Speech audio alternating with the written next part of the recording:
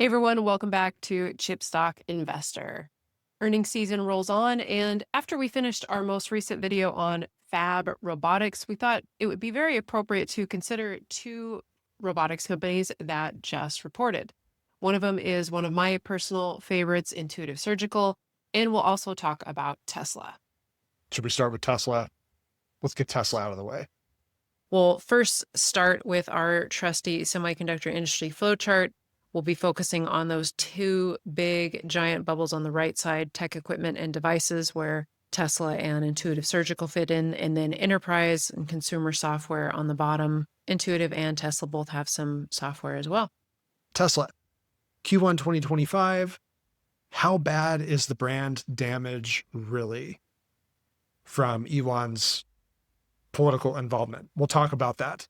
Also, Tesla is not just a car company. We'll prove it with one simple key performance indicator.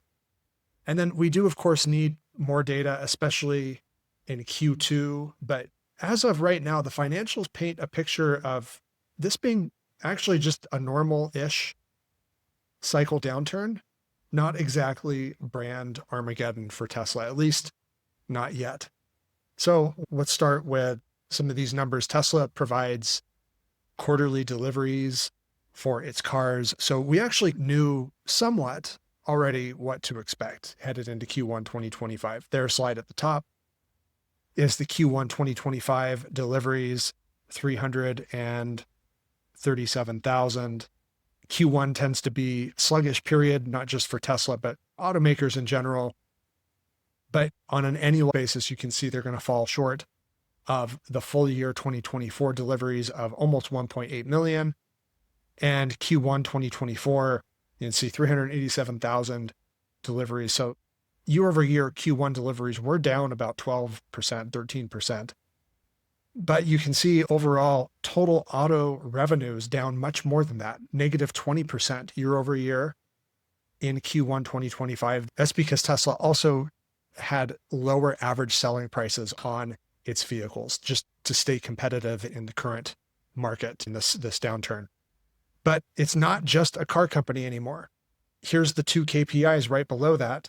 Big growth in the energy generation and storage revenue. Those are the megapacks for energy storage, energy grid, 2.7 billion, 67% year over year growth, and services and other 2.6 billion, 15% year over year growth. So total revenue overall was down 9% year over year, thanks to those other two segments offsetting the auto decline. Now, we did have the question beforehand about operating leverage. So this is the effect, especially in manufacturing, but any company really, but especially manufacturing, the effect where the more you use your manufacturing facility, the more you sell, the higher your profit margins can be.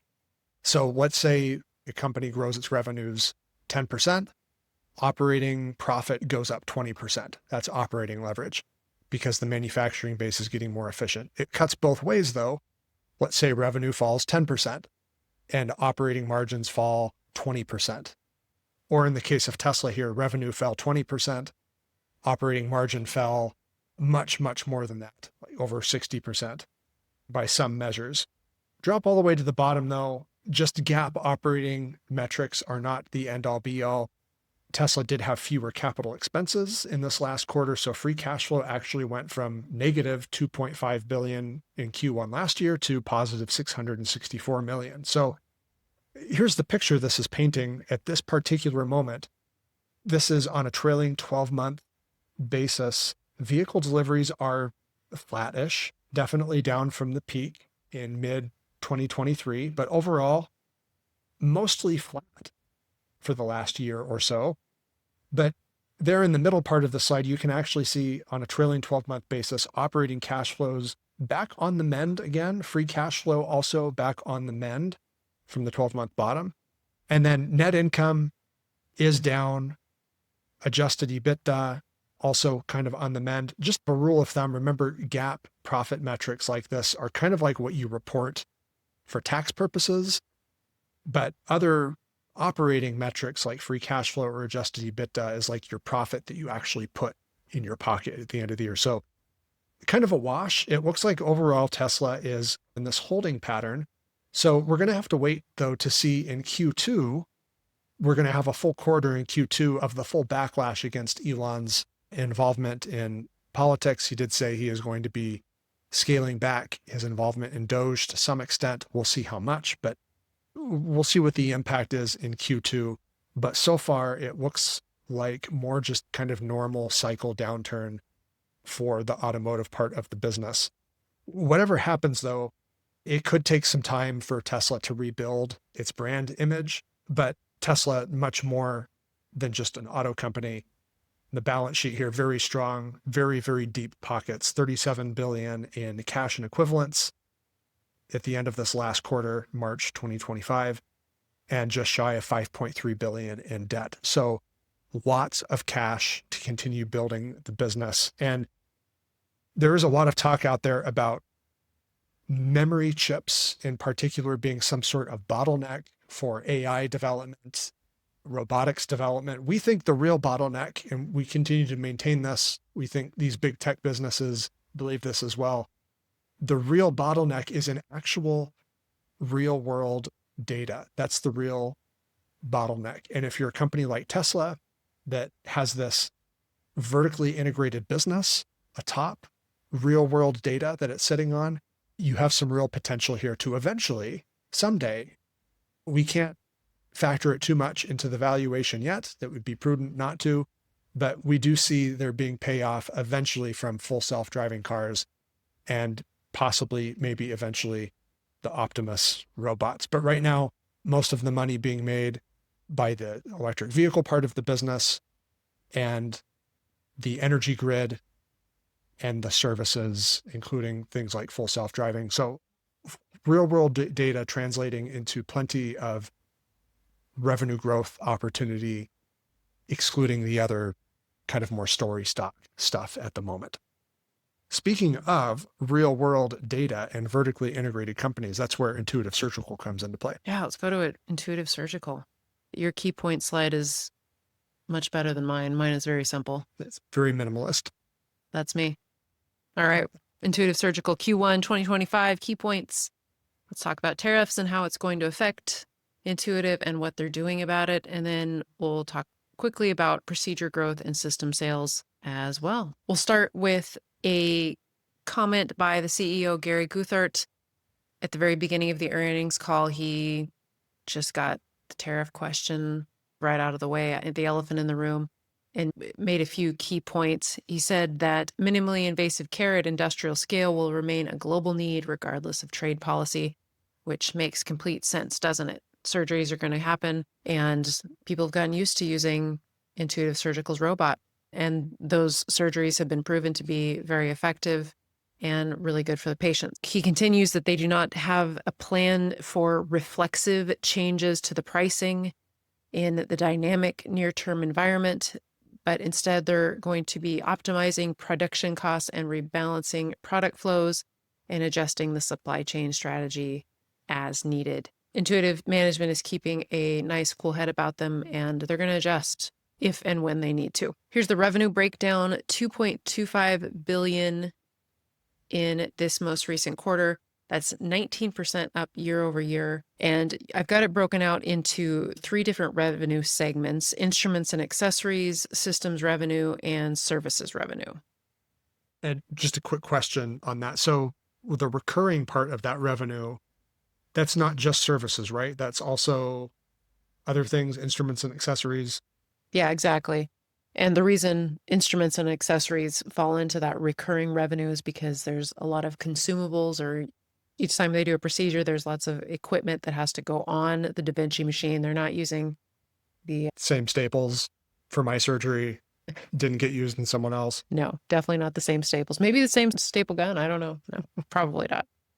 But yeah, 85% of their revenue comes from those recurring costs.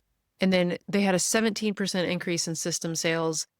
And part of that is driven by the new Da Vinci 5. That system is the new multi-port surgery system, and it is a significant higher cost of sale.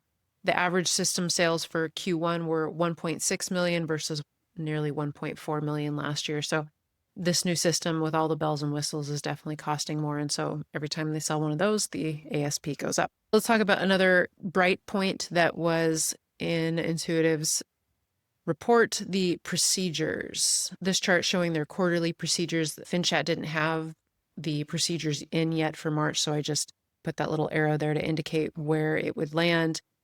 I calculated around 757,000 procedures in Q1, so up just maybe a skosh over their December numbers, but up 17% year over year. And there is more good news for their procedure growth. This is from the head of investor relations. He said that they're revising their forecast, their full year guidance for procedure growth in 2025. They had previously said 13 to 16%, but now they're increasing their forecast to 15 to 17%. One of the issues that was called out last quarter was the decrease in gross margin guidance. And that's already started in this most recent quarter, gross margin down to just under 65%. Last quarter, around 68%. And their full year guidance for gross margin was 67 to 68%. They said for the year, there's going to be a lot of different dilutive effects because of those new products, the DaVinci 5 ramp, and then the Ion is still a new-ish product. And their CapEx spending on expansion, and voila, the gross margin starts to fall. And now we have the added effect of these tariffs. And this quote is from CFO Jamie Samath, and he broke down a little bit more about where their products are coming from. So 98% of the robotic systems come from the United States, 70% of endoscopes in Europe, and approximately 80% of the instruments and accessories in Mexico. Now, when you go back to that point that I mentioned earlier, that 85% of their revenue comes from instrument and accessories and recurring revenue, you can see why that's going to be a big issue for Intuitive Surgical. So they've crunched all the numbers, and they currently expect that to impact the income statement. And they said to be an additional cost of sales of approximately 1.7% of revenue, plus or minus 30 basis points. So they're updating their gross margin guidance range to be between 65 and 66.5%. They've widened the range about 0.5% and decreased it. Not great news, but they're keeping their cool. They know that things are very dynamic in the situation and could change at any moment. So they're not making any sudden changes to the plan, but they're keeping an eye on the situation. And the procedure growth is still a really solid metric to look at. And they expect that procedure growth to be even higher in their guidance this coming year. So still very solid business, and we're very happy to have it in our portfolio. And it could be possibly, if you were interested in it before, maybe a more attractive price for your portfolio. Maybe the dip you were looking for. This is the dip you were looking for. Is that a Jedi mind trick? Thanks, everybody, for watching this earnings update on Tesla and Intuitive Surgical. If you want all things earnings related, check out Semi Insider. Our membership link is below. We're currently running a sale on annual memberships, 25% off an annual membership. Check that out below. Take care, everyone. We'll see you again very soon at Chipstock Investor.